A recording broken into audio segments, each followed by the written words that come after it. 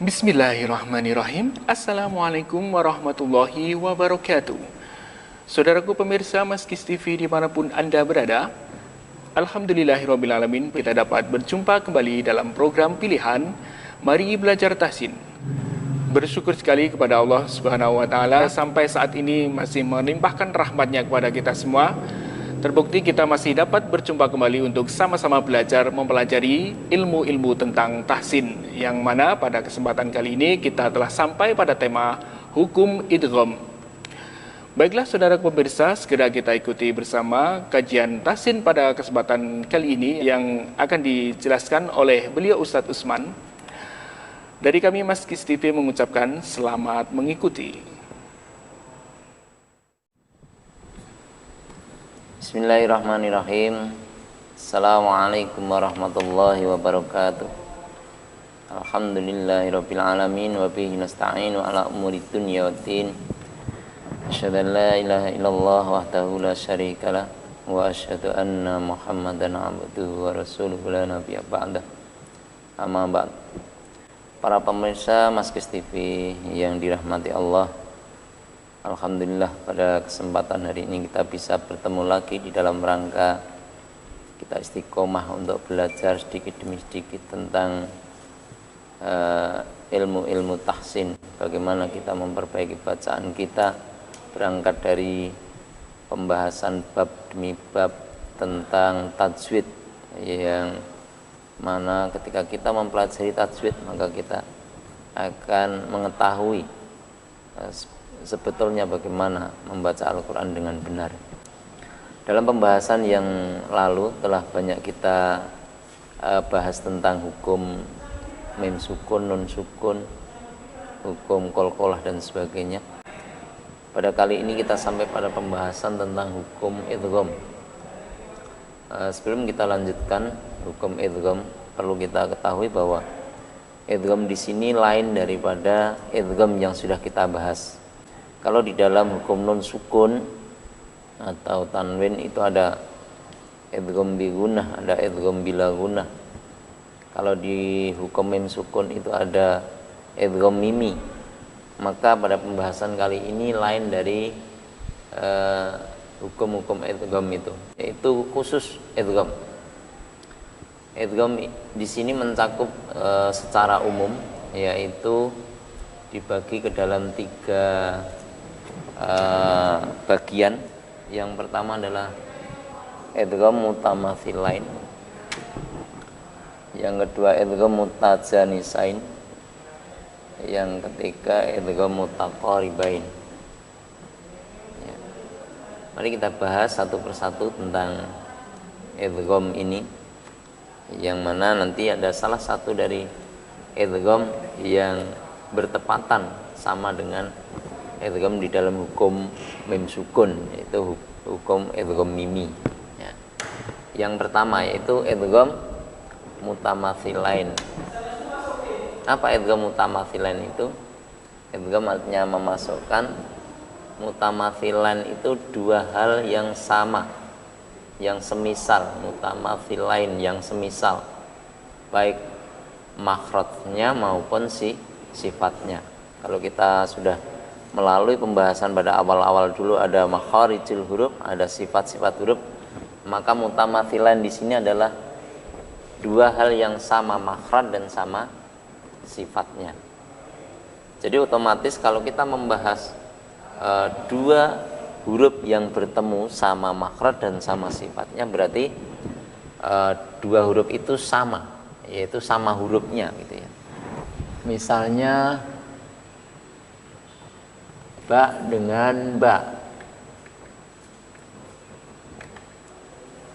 ya, ba dengan ba, atau mim dengan mim, mim bertemu mim, dan seterusnya. Lam bertemu lam, kaf bertemu kaf, itu namanya semisal atau sama, baik sama makhrajnya maupun sama sifatnya, dalam artian sama hurufnya.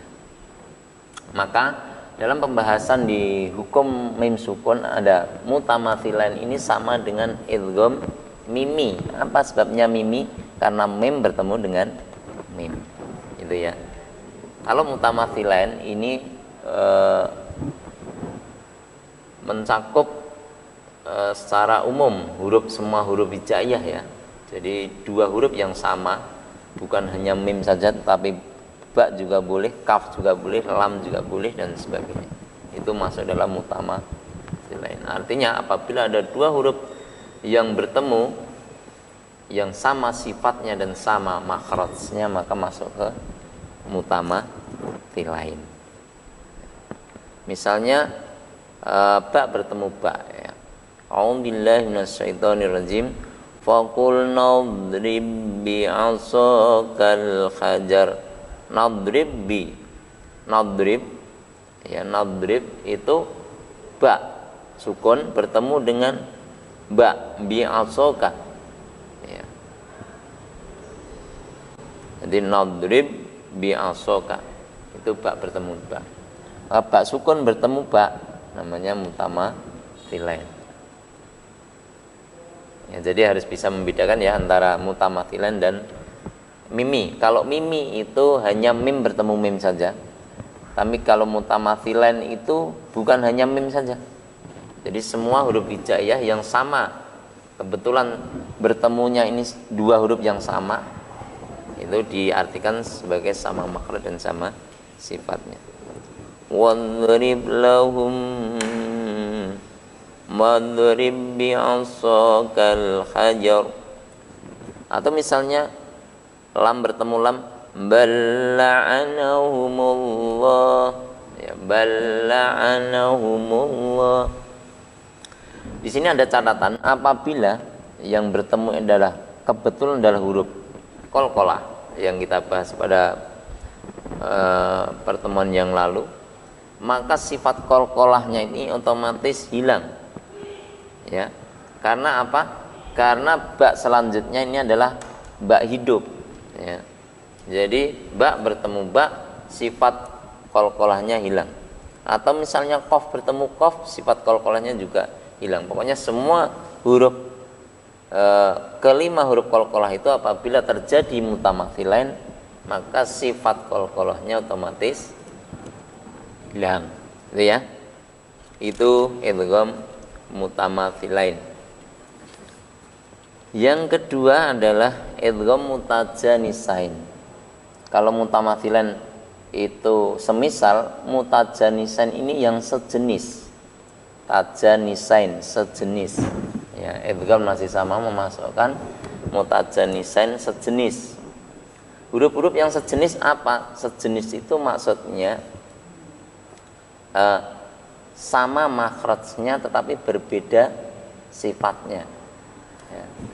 Di sini ada ba mim.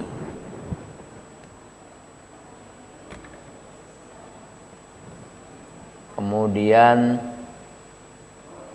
ta, dal, to. Kemudian ta, dal, do.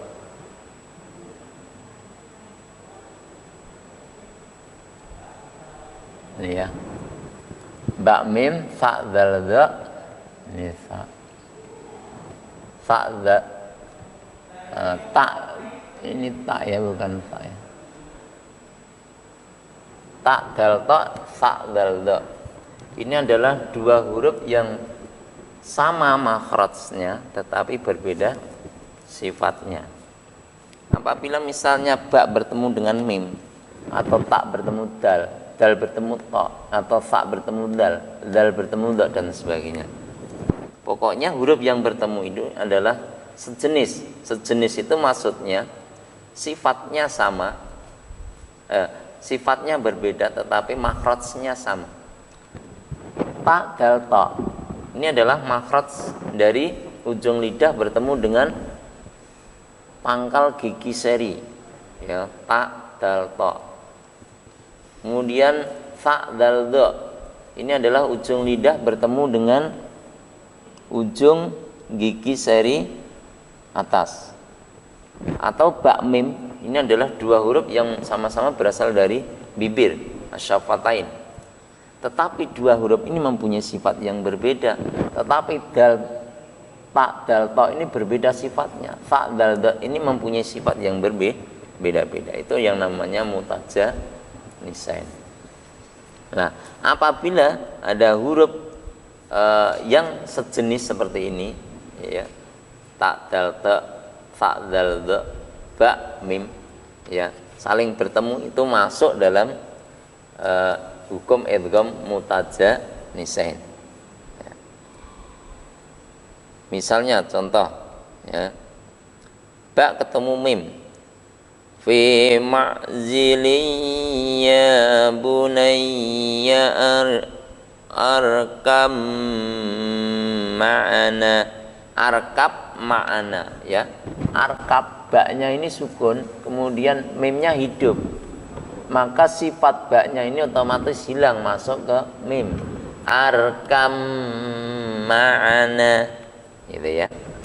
Atau misalnya yang lain, misalnya dal bertemu ta, ya, ini dal bertemu ta misalnya, ya.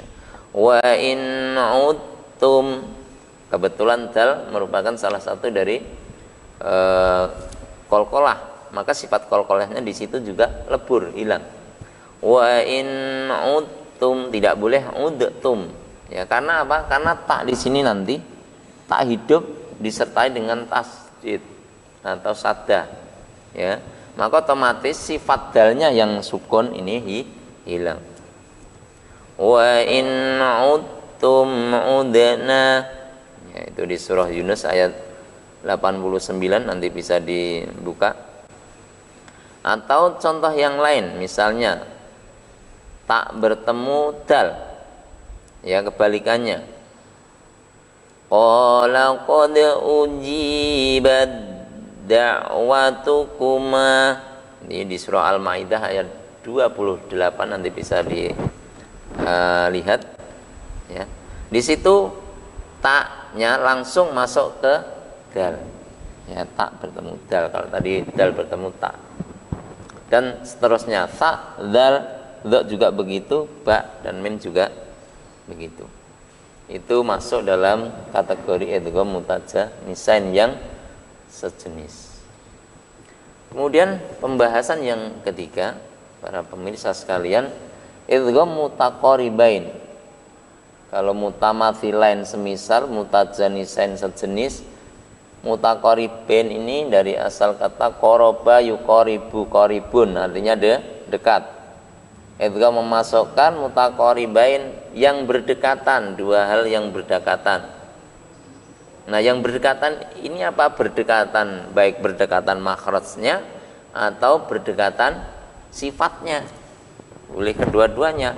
Misalnya, ya, kaf dengan qaf,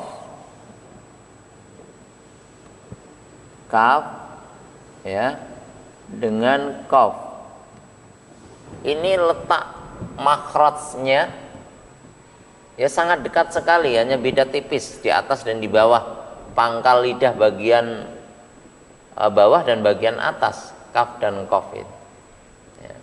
Kemudian yang kedua, lam dan ro, lam dan ro, ya. Jadi kaf dan qaf ini berdekatan makhrajnya, lam dan ra ini berdekatan sifatnya, ya. Jadi kalau mutaqariban ini dua hal yang berdekatan, baik berdekatan makhrajnya, tempat keluarnya, maupun berdekatan sifatnya, ya. Itu ada 3 pembahasan di hukum idgham. Jadi pembahasan hukum idgham ini sekali lagi lebih luas pembahasannya, karena tidak tergantung pada apa yang mendahului bertemu atau apa yang kena sukun. Kalau di hukum non sukun jelas non sukun bertemu apa, kalau mim sukun jelas mim sukun bertemu apa. Kalau ini yang sukun itu boleh berbeda-beda, artinya Seperti mutajanisen tadi, tak bertemu dal boleh, atau dal bertemu tak boleh, atau dal bertemu tok boleh, atau dal bertemu do juga boleh. Mutakoriben juga begitu, kaf bertemu kof juga boleh, lam bertemu ro juga boleh, ro bertemu lam juga boleh. Artinya dua-duanya masuk dalam pembahasan hukum idgham ini ya, mutakoriben, kaf dengan kof, lam dengan ro. Misalnya di surah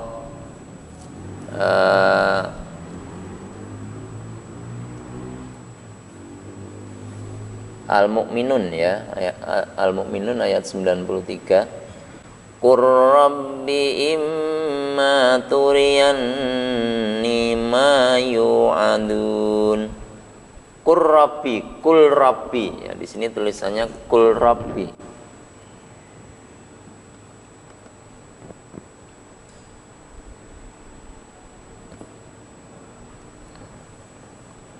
Nah, di sini otomatis roknya ada tasdidnya, kur rabbi. Tidak boleh dibaca kul rabbi ya.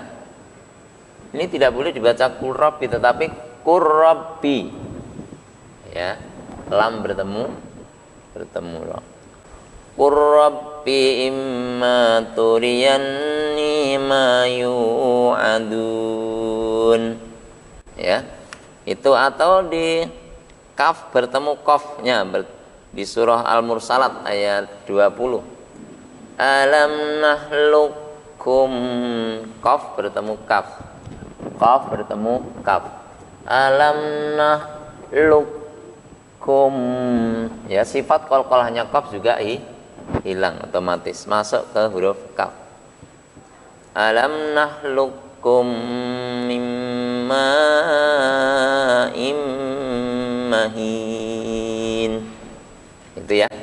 Jadi sekali lagi pembahasan idgham di sini jangan disamakan dengan idgham yang ada di hukum nun sukun maupun idgham mimi yang ada di hukum mim sukun. Walaupun salah satu di antaranya yaitu idgham mutamatsilan ada persamaannya, tetapi bukan berarti tidak ada bedanya ya.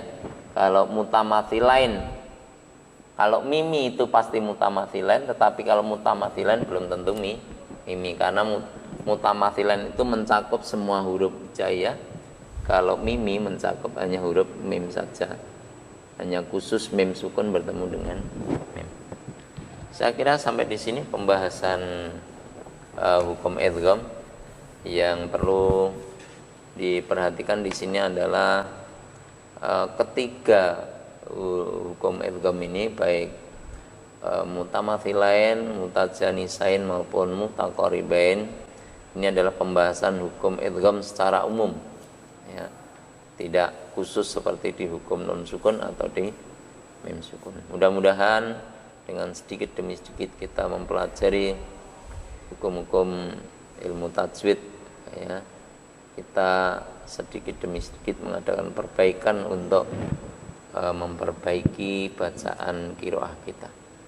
Kurang dan lebihnya mohon maaf. Kita akhiri sampai di sini. Wassalamualaikum warahmatullahi wabarakatuh.